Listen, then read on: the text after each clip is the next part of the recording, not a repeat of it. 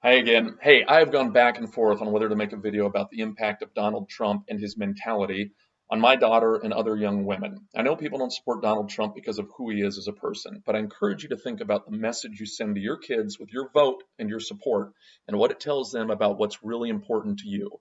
I could point out dozens of times that Trump has disparaged women, that he's verbally attacked them, questioned their intelligence, and how he gets hurt because a woman is asking him tough questions and he feels like he's being treated very unfairly. And this is tricky because you could take everything I just said and say, well, he treats men the same way. And of course, that's true. He does. Well, that's a terrible defense of a person. The defense that it's okay to treat one group of people terribly because, well, he treats all people terribly. But his attacks on women often have another element, and that is that he attacks them and demeans them based on their looks and based on their bodies. I don't need to go down the list of examples. There's a lot of them. A lot of them are on video. They're true. Our president is an example to the American people. He's admired by millions. His words carry value and they influence people. What he says and what he tweets matters. Do you want to make it more acceptable for your daughter to be evaluated and judged based on how she looks, based on her body? Do you want to send the message to your sons that this is an acceptable way to treat women?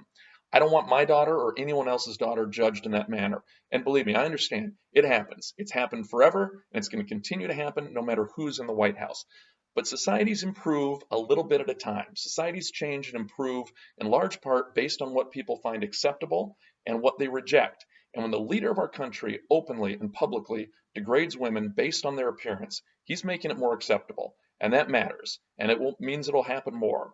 By the way, I understand he's hired women into important positions, but treating some women well does not negate the many times he publicly degrades women and treats them like objects.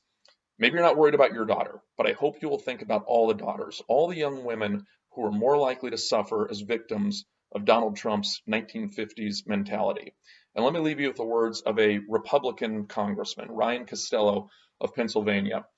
After Trump referred to Stormy Daniels as a horseface, even though I think it's safe to say at some point he apparently didn't think of her as a horseface, Costello said, to say this enables teenage boys to feel they have a license to refer to girls with such names is obvious. It's all very embarrassing. Yes, it is.